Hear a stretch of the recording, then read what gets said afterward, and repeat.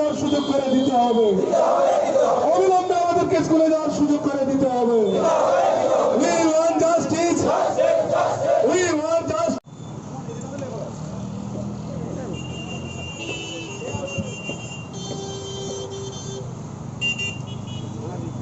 তারপরে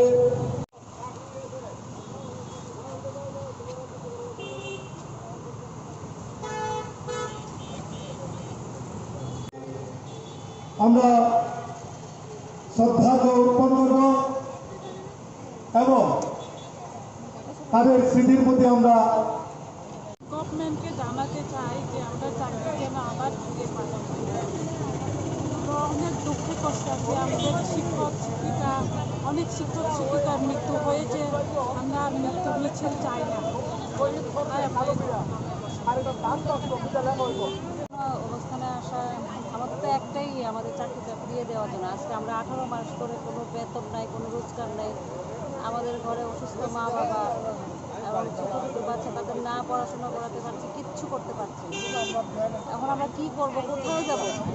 সংসার প্রতিপালন করার মতো আমাদের আর রাস্তা নেই, কোথায় গিয়ে আমরা থাকবো কিচ্ছু বুঝে পারছি। তাই আজকে এখানে আসা, সরকারকে জানান দেওয়া, উনি একটু বুঝুক আমাদের কথাটা, একটু তো উনি বুঝবেন, এই সরকারের কাছে আমাদের বিনতি।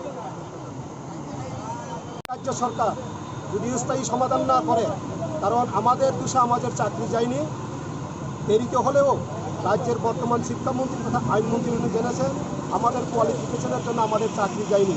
সরকারের নিয়োগ নীতির কারণে যদি চাকরি চলে যায় তো 2010 এবং 2014 সনের শুরু চলে যাবে কেন? এই নিয়োগ নীতি দিয়ে তো রাজ্য সরকারের অন্যান্য দপ্তরে ছিল। যদি এই রিভাইজ পলিসি যেটা যদি ক্লাস করা হয়, শুধুমাত্র 10 এবং 14 সনের অ্যাপয়েন্টমেন্টগুলি কেন হবে? এখানে আর একটা বিষয় যে 12 সনের অ্যাপয়েন্টমেন্ট, সেগুলি তো সেম পলিসিতে এবং তারাও আমরা সঙ্গে যুক্ত। এই চাকরি কীভাবে থাকতে পারে? আমি প্রমাণ সহকারে, যদি আপনারা চান, আমার কাছে সব কিছু প্রমাণ আছে, আমি প্রয়োজনে প্রমাণটা আপনাদের কাছে দেখিয়ে দিতে পারি। তাহলে আমরা বলবো এই সরকার বা যে সরকারই হোক 10,300 কেসের সঙ্গে শুধুমাত্র প্রতারণা করে যাচ্ছে। 2012 সনের যে একটা রিট পিটিশন, রাজ্য সরকারও জানে, রাজ্যের হাইকোর্টও জানে যে এই রিট পিটিশন আমাদের সঙ্গে যুক্ত। তাহলে তারা কিভাবে থাকতে পারে, আমরা কেন থাকতে পারবো না? সেটা নিয়ে আমরা সরকারের কাছেই হোক বা বিচার ব্যবস্থার কাছেই হোক আমাদের প্রশ্ন। আজকের এই ডেমনস্ট্রেশনটা মানে কি একদিনের জন্য না দীর্ঘায়িত করবেন? আজকে আমরা একদিনের জন্যই করব যদি রাজ্য সরকার কোনো উদ্যোগ গ্রহণ না করে পরবর্তীকালে, কিন্তু এই আন্দোলন আরও তীব্র থেকে তীব্রতর হবে। কি শহর কি পাহাড়, আমরা এই আন্দোলনকে ডিসেন্ট্রালাইজ করে দেব আগামী কয়েকদিনের মধ্যেই, যদি না করে রাজ্য আমাদের অর্থাৎ জয়েন্ট মুভমেন্ট কমিটি 10,300 কেজির উপরে একদিনের গণ অবস্থান আমরা শান্তিপূর্ণভাবে এখানে গুরুজি কনফারেন্স হলের সামনে আমরা গণ অবস্থান করব। গণ অবস্থানের মুখ্য উদ্দেশ্য হল এই সরকার, বিজেপি এবং আইপিএফটি সরকার আমাদেরকে প্রতিশ্রুতি দিয়েছিল সরকারে আসার আগে যে ক্ষমতায় আসলে ওনারা আমাদেরকে একটা পার্মানেন্ট সলিউশন করবে, আমাদের প্রত্যেককে কাজের ব্যবস্থা করবে। কিন্তু দেখা গেল আজকে 40 মাস অতিক্রান্ত হলো, সরকারের কোনো ধরনের হেল দেই, সরকার অন্ধনিদ্রায় আছেন, 106 জন প্রয়াত হয়েছেন, আমরা আর পারছি না। আমাদের পরিবারগুলো ভীষণ আর্থিক সংকটের মধ্যে দিয়ে দিন যাপন করছেন, ছেলে মেয়েদের পড়াশোনার ব্যবস্থা করতে পারছি না, বৃদ্ধ পিতামাতাদের ওষুধের ব্যবস্থা করতে পারছি না, শত শত শিক্ষক বাড়িতে শয্যাশায়ী অবস্থা আছে। আমরা এখান থেকে আজকের এই গণঅবস্থানের মঞ্চে থেকে রাজ্য সরকারকে জানান দিতে চাই, অবিলম্বে ওনারা যে ভিশন ডকুমেন্টে রেখেছিলেন সেই ভিশন ডকুমেন্টের প্রতিশ্রুতি অনুযায়ী ওনারা যাতে অতি শীঘ্রই আমাদের একটা স্থায়ী সমাধান করেন, না হলে কিন্তু আমরা রাজ্য জুড়ে, আজকে আগরতলা শহরে আছি, আগামী দিন আমাদের আন্দোলন গোটা রাজ্য জুড়ে, কি পাহাড় বলুন কি সমতল বলুন, সমগ্র ত্রিপুরা রাজ্যে আমরা বৃহত্তর থেকে বৃহত্তর আন্দোলনে ঝাঁপিয়ে পড়ব। এই আজকের এই গণঅবস্থান থেকে এই মেসেজটুকু আপনাদের মাধ্যমে রাজ্য সরকারকে জানান দিতে চাই, অবিলম্বে আপনারা আমাদের জন্য স্থায়ী সমাধান করুন, না হলে কিন্তু আমরা রাস্তায় এবং চরম থেকে চরম আন্দোলনের ঝাঁপিয়ে পড়তে বাধ্য হব। ধন্যবাদ। হয়ে দাঁড়িয়েছে, মানুষের আইনের প্রতি ভীতশ্রদ্ধা হয়ে যাচ্ছে। মানুষ আর আগামী দিন আইনকে বিশ্বাস করবে না যদি এই পথেই আইনি ব্যবস্থা চলতে থাকে। তাই আমরা যখন রাজ্যের মাননীয় মুখ্যমন্ত্রীর কাছে গিয়েছিলাম আমরা কিন্তু বেশ কিছু কাগজপত্র দিয়েছিলাম, আপনারা ছিলেন সাংবাদিক বন্ধুরা। আমরা দিয়েছিলাম কি, আমরা দিয়েছিলাম রাজ্যের মাননীয় মুখ্যমন্ত্রী যেন আমাদেরকে আইনের পথে আমাদের শিক্ষকতার চাকরিটা ফিরিয়ে দিতে পারে, কারণ আমাদের চাকরিটা যায়নি। ভারতবর্ষের ইতিহাসে এক বিরলতম ঘটনা, এই রাজ্যের ছোট্ট রাজ্য ত্রিপুরা রাজ্য, যেখানে কোর্ট থেকে কাউকে নোটিশ করা হয়নি, আমাদের মধ্যে যারা আছে আমরা কেউই নোটিশ পাইনি, অথচ বিনা নোটিশে আমাদের ন্যাচারাল জাস্টিস হয়নি, আমাদেরকে চাকরি থেকে বিতাড়িত করা হয়েছে। আমরা আইনের দ্বারস্থ হচ্ছি, আইন নির্বাক। ভারতবর্ষের ইতিহাসে আর এই ধরনের কোনো ঘটনা আছে বলে আমাদের জানা নেই। আমাদের রাজ্য ছোট্ট রাজ্য, তাই মিডিয়ার বন্ধুদের কাছে আবেদন রাখবো, এই বিষয়টা আমরা সর্বভারতীয় স্তরে ছড়ানোর চেষ্টা করছি, আপনারা সহযোগিতা করুন। ভারতবর্ষের মানুষ জানুক ছোট্ট রাজ্য ত্রিপুরাতে আইনি ব্যবস্থাকে কীভাবে বৃদ্ধাঙ্গুষ্ঠ দেখিয়ে রাজ্য সরকার আমাদেরকে বিতাড়িত করেছে। তাই আজকে এই গণধর্ণা মঞ্চ থেকে আমরা রাজ্য সরকারকে জানান দিতে চাই, অনতি বিলম্বে এই 10,323-এর সমস্যার সমাধান করুন, না হলে 2023-এ কিন্তু election.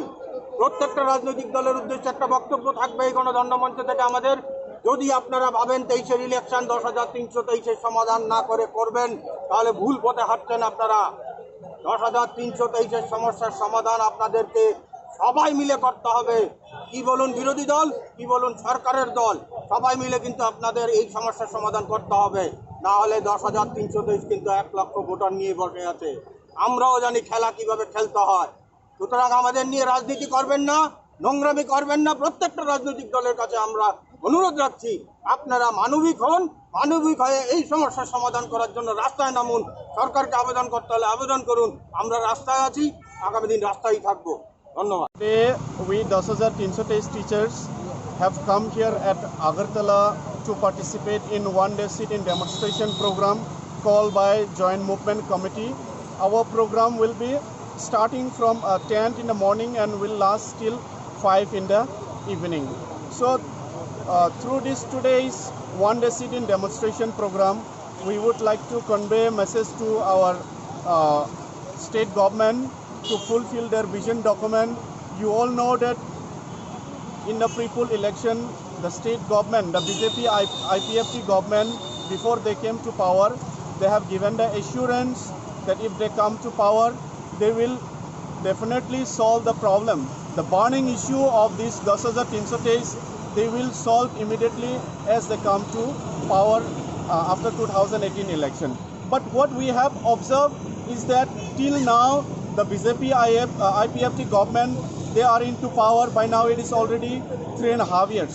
But till now, the burning issue of 10,323 teachers is not being solved. And now only 1.5 years is left. So we request the state government to immediately rescue us from this political trap. You know, we are extremely going through a miserable condition after illegal job termination since 30 March 2020. By now, these teachers are already sitting at home. By now, we are already 1.5 years. So, due to which maximum of the teachers are unable to find any sort of work to make a better living. All are left out of work, and in between, due to pandemic situation also, it have extremely hampered the livelihood of all these victim teachers. So through today's sit-in demonstration program, we request the state government, the BJP IPFT government, our honorable CM, to immediately rescue us as they have promised in the vision document. You all know that we were illegally terminated by Education Department, citing the reason of Supreme Court and High Court 2014 judgment. But we were never made a party in the court. We were never made a party. We were neither respondent or neither petitioner in the court. So how can the unchallenged teachers be made a party in the court? We were never covered by Tonmoyna judgment. So that is why we request the Education Department also to immediately see into this matter, because as per the judgment of Supreme Court and High Court, all the teachers were not supposed to be terminated. If they have terminated citing the reason of policy, citing the reason of 2003 policy as illegal. If 2003 policy is illegal, so why only the teachers of 2010 and 2014 teachers should be terminated? In between 2012, they are also serving in education department with the same recruitment policy, but the rest of the teachers who are employed in 2010 and 2014 have been terminated. If the policy is illegal, then under this policy, all over Tripura there are around 40 to 50,000 government employees who are in teaching profession as well as non-teaching profession. If policy is illegal, then all these employees should be terminated. So it is our humble request to Honorable Government and Education Department to rectify this error immediately and rescue all the victim teachers. Thank you so much. Which you mean? My name is Dipankar Debbarma. আজকে আমাদের joint movement কমিটির পক্ষ থেকে একদিনের sitting ডেমনস্ট্রেশনের মূল উদ্দেশ্যটা হলো বর্তমান রাজ্য সরকার, আপনারা সবাই জানেন যে তারা 2018-এর ইলেকশনের পূর্বে তারা 10,323টি স্থায়ী সমাধান করার জন্য অনেক কিছু কথাই বলেছিল। তৎকালীন ভারতের অর্থমন্ত্রী অরুণ জেটলিজি উনি যে ভিশন ডকুমেন্টটা প্রকাশ করেছিলেন আগরতলা শহরে, ওই ভিশন ডকুমেন্টের ওনাদের কমিটমেন্ট ছিল যে যদি 2018 সনে নির্বাচনে বিজেপি এবং আইপিএফটি সরকার গঠন করতে পারে এই রাজ্যে, তো 10,323টি তারা স্থায়ী সমাধান করবে। প্রয়োজনে তারা ভারতের সংবিধান সংশোধন করেও হলেও এই 10,323-এর স্থায়ী সমাধান করার জন্য তারা প্রতিশ্রুতি রেখেছিল। কিন্তু আজকে আমরা দেখলাম যে প্রায় 3.5 বছর অতিক্রান্ত হয়ে যাওয়ার পর এই রাজ্য সরকার এই 10,323-এর স্থায়ী সমাধান করার জন্য কোনো কিছু উদ্যোগ গ্রহণ করেনি। হয়তোবা আপনারা আমাদেরকে একটা প্রশ্ন করতে পারেন যে বর্তমান রাজ্য সরকার গ্রুপ সি এবং গ্রুপ ডিতে চাকরি দেওয়ার জন্য একটা পরীক্ষার ব্যবস্থা করেছে। আমি বলবো এই রাজ্য সরকার এই গ্রুপ সি এবং গ্রুপ ডি ওনাদের স্ব-উদ্যোগে সেটা গ্রহণ করেনি। আমরা 10,323-এর ক্ষুদ্র একটা অংশ সুপ্রিম কোর্টে আমরা স্পেশাল ডিপিটিশন করেছিলাম যে যদি 2014 সনে ত্রিপুরা হাইকোর্ট যে জাজমেন্টটা দিয়েছিল সেই জাজমেন্ট 58টা রিট পিটিশনকে ক্লাব টুগেদার করে দেওয়া হয়েছিল, কিন্তু ওই জাজমেন্টে দেওয়ার আগে হাইকোর্টের পক্ষ থেকে নোটিশ ইস্যু করা হয়েছিল শুধুমাত্র 462 জনের বিরুদ্ধে। এবং রাজ্য সরকার যে এসএলপি 2014 সনে করেছিল সুপ্রিম কোর্টে তৎকালীন রাজ্য সরকার, সেখানেও ওনারাও স্বীকার করেছে যে হাইকোর্ট সবাইকে পার্টি করেনি, শুধুমাত্র 58টা রিট পিটিশনকে করেছিল। এটাকে নিয়েই আমরা সুপ্রিম কোর্টে 2020 সনে আবেদন করেছিলাম, যেহেতু আমাদেরকে কোনো নোটিশ করা হয়নি কীভাবে আমাদেরকে পার্টি করা হলো সেটা জানার জন্য। তখন সুপ্রিম কোর্ট রাজ্য সরকারকে নোটিশ করেছিল হিয়ারিংয়ের পরে 2020-এর 7 ফেব্রুয়ারি রাজ্য সরকারকে নোটিশ করেছিল যে এই 10,323 আপনারা কী করতে চান। সেই নোটিশ করার ফলে রাজ্য সরকার কিন্তু সহজে কাউন্টার এফিডেভিট জমা দেয়নি। শেষ পর্যন্ত 2020-এর 22 জুলাই সুপ্রিম কোর্টে ওনারা কাউন্টার এফিডেভিট জমা দিয়েছিল। সেই কাউন্টার এফিডেভিটে রাজ্য সরকার সুপ্রিম কোর্টের কাছে আবেদন করেছিল গ্রুপ সি এবং গ্রুপ ডিতে আমরা ডাইরেক্টলি উইদাউট এনি ওপেন ইন্টারভিউতে আমরা তাদেরকে অ্যাবজর্ব করব। কিন্তু আমরা তখনই বলেছিলাম রাজ্য সরকার হাতে একটা সুযোগ ছিল 10,323টি বাঁচার জন্য, তারা তখন যদি সুপ্রিম কোর্টের কাছে আবেদন করত এই যে ওয়ান টাইম আমাদেরকে রিল্যাক্সেশন দেন, তাদের যে সমস্ত কোয়ালিফিকেশন দ্যাট মিনস ডিএলএড এবং বিএড প্রফেশনাল কোয়ালিফিকেশনের জন্য সুযোগ দিন, আমরা তাদেরকে চাকরিতে রেখে দেব। কারণ ক্রাইসিস অফিসার ত্রিপুরাতে সেই রকম যদি করতেন সুপ্রিম কোর্ট নিশ্চয়ই অ্যালাউ করতেন, কিন্তু উইদাউট এনি ওপেন ইন্টারভিউ শুধু ভারতবর্ষের কোনো কোর্ট না, পৃথিবীর কোনো কোর্ট সেটা অ্যাপ্রুভ করবে না। সেটা রাজ্য সরকারের বর্তমান যে শিক্ষামন্ত্রী তথা আইনমন্ত্রী উনি ভালো করেই জানেন। পরবর্তীকালে উনি বললো এটা আনকনস্টিটিউশনাল, এভাবে উইদাউট ইন্টারভিউতে চাকরি হয় না। আমি বলবো আপনাদের মাধ্যমে রাজ্য সরকারের কাছে, রাজ্য সরকার এই 2018-র পরে ক্ষমতা আসার পর যে পলিটিক্যাল ভিক্টিমাইজদেরকে চাকরি দেওয়ার জন্য একটা উদ্যোগ গ্রহণ করেছিল, সেখানে কীভাবে তারা উইদাউট ইন্টারভিউতে চাকরি দিতে পারে, সোলাস হিসেবে দিয়েছে সেগুলি। তো এই যে প্রতারণা রাজ্য সরকারের, নির্বাচনের আগে যেমন ছিল এক প্রতারণা, এবং নির্বাচনের পরে তাদের যে বিভিন্ন অনুষ্ঠানের মাধ্যমে আমরা দেখতে পাচ্ছি ওনারা শুধু 10,323 সঙ্গে প্রতারণাই করে যাচ্ছে। আজকে আমরা জয়েন্ট মুভমেন্ট কমিটির পক্ষ থেকে গুরুজি কনফারেন্স হলের সামনে সকাল 10টা থেকে বিকাল 5টা অবধি একদিনের গণ অবস্থানে মিলিত হয়েছি। আজকের এই গণ অবস্থানের যে মূল উদ্দেশ্য, রাজ্য সরকারকে জানান দেওয়া যে 10,323-এর যে সমস্যা, সেই সমস্যা কিন্তু রাজ্য সরকার এখনও সমাধান করেনি। শুধু তাই নয়, আমরা যখন রাজ্যের মাননীয় মুখ্যমন্ত্রীর সঙ্গে দেখা করে কিছু কাগজপত্র দিয়ে এসেছিলাম, যার ভিত্তিতে আমরা চেয়েছিলাম যে আমাদের পুরনো চাকরিটা যেন আমরা ফিরে পাই, রাজ্যের মাননীয় মুখ্যমন্ত্রী কিন্তু তাতে নজর দেননি। তাই আজকে একদিনের এই গণ অবস্থান থেকে রাজ্য সরকারকে একটা হুঁশিয়ারি দিতে চাই, যেটা আজকে শুরু করছি আমরা একদিনের গণ অবস্থান থেকে। যদি রাজ্য সরকার আমাদের দাবি না মানে, সেক্ষেত্রে আগামী দিন বৃহত্তর আন্দোলনে আমরা যাচ্ছি। তাতে যদি রাজ্য সরকার বেকায়দায় পড়ে, তার দায়ভার কিন্তু রাজ্য সরকারের। পাশাপাশি আমাদের পার্শ্ববর্তী রাজ্য পশ্চিমবঙ্গে বিজেপির একজন নেতৃত্ব মিথ্যা প্রচার করে যাচ্ছেন এই 10,323 শিক্ষকদের নিয়ে।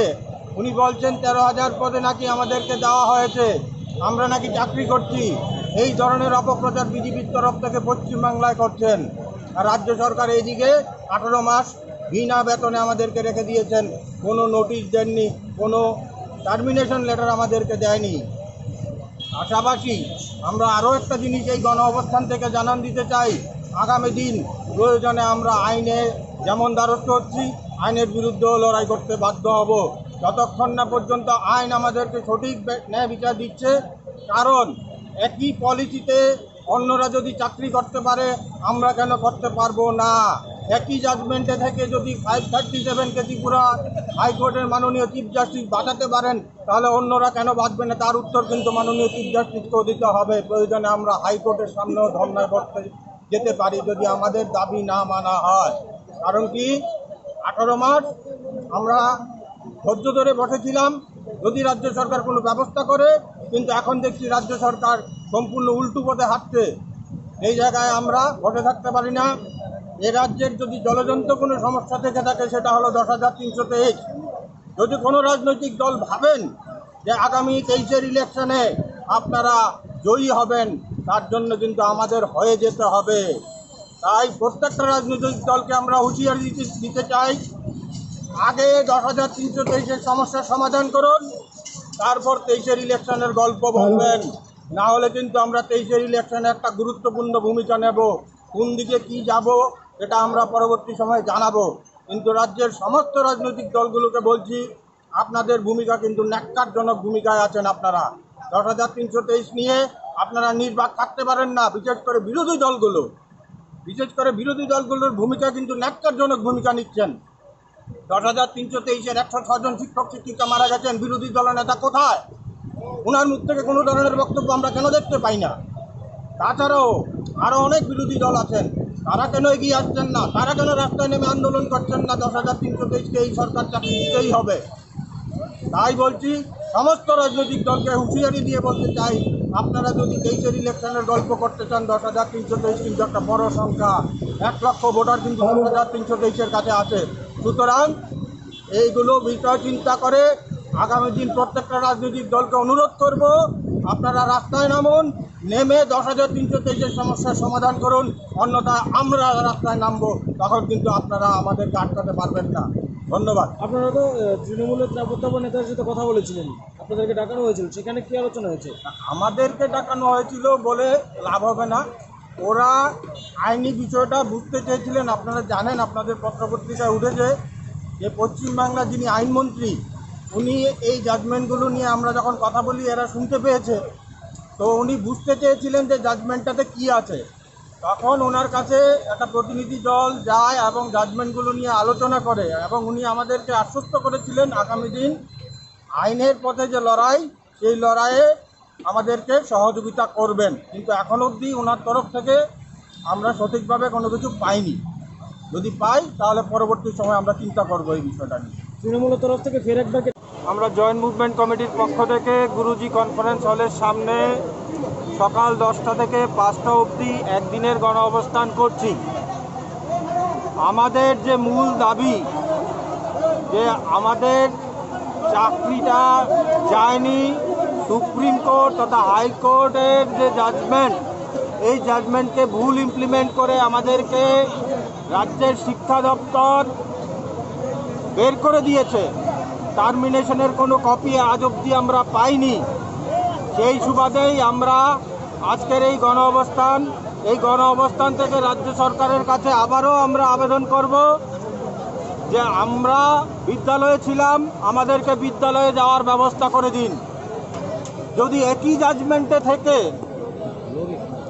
WBC 537-কে ত্রিপুরা রাজ্যের মাননীয় হাইকোর্ট বাঁচাতে পারে, তাহলে আমরা কেন বাঁচব না? 2003 সালের পলিসিটাকে দেশের সর্বোচ্চ আদালত আনকনস্টিটিউশনাল ডিক্লেয়ার করে স্কোয়াশ করে দিয়েছে। সেই মর্মে এই পলিসির অন্যরা যদি চাকরি করতে পারে, তাহলে আমরা কেন করতে পারবো না?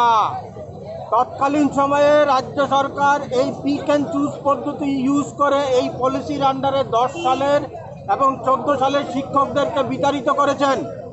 অথচ একই পলিসিতে চাকরি করে 2012 সালের বিজ্ঞান শিক্ষকদেরকে রেগুলার করছেন।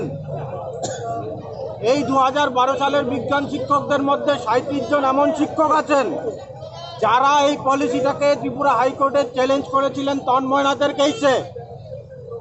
তারা যদি এই পলিসিটাকে চ্যালেঞ্জ করে, এই পলিসিটাকে দেশের সর্বোচ্চ আদালত সুপ্রিম কোর্ট আনকনস্টিটিউশনাল ডিক্লেয়ার করে স্কোয়াশ করে থাকে, তাহলে এরা কি করে আজকে রাজ্যে চাকরি করছে, সেই প্রশ্নের উত্তর আমরা চাইছি।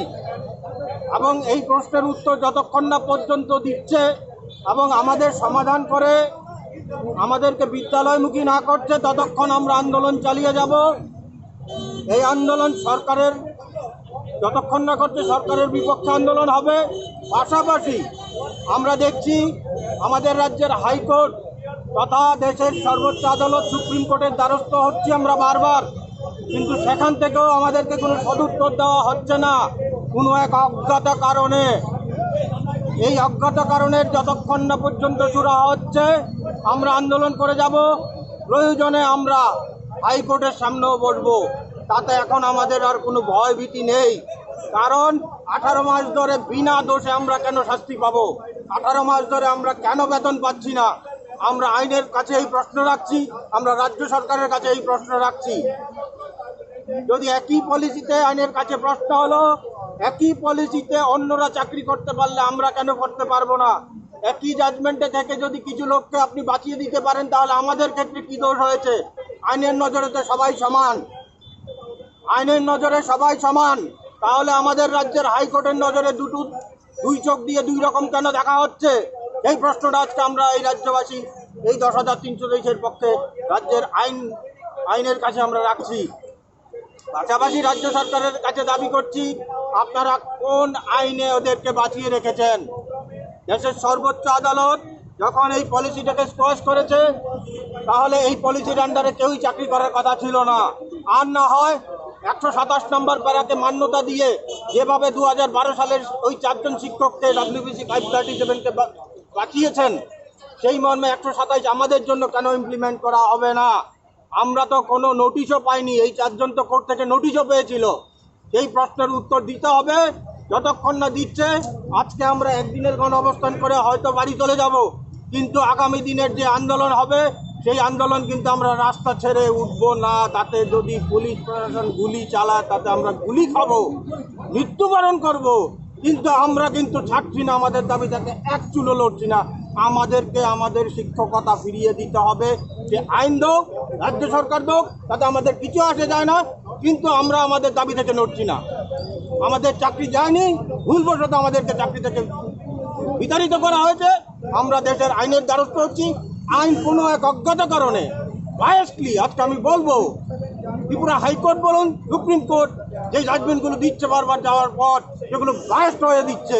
না হলে এইরকম হতে পারে না। যখন আমরা জানি দেশের সর্বোচ্চ আদালত একটা পলিসিকে স্কোয়াশ করেছে, এই পলিসির আন্ডারে অন্য কেউ চাকরি করতে পারে না, কিন্তু রাজ্য সরকার যখন পিক অ্যান্ড চুজ পদ্ধতিকে ব্যবহার করছে, আমরা জানান দিচ্ছি কোর্টের কাছে, কোর্ট নির্বাক কেন? তাহলে আমরা নিশ্চয়ই প্রশ্ন করবো কোনো আইনের কাছে যে কোনো এক অজ্ঞাত কারণে আপনারা কী কারণে চুপ করে বসে আছেন, কী কারণে আমরা দেশের সাধারণ নাগরিক আমরা যখন আইনের দ্বারস্থ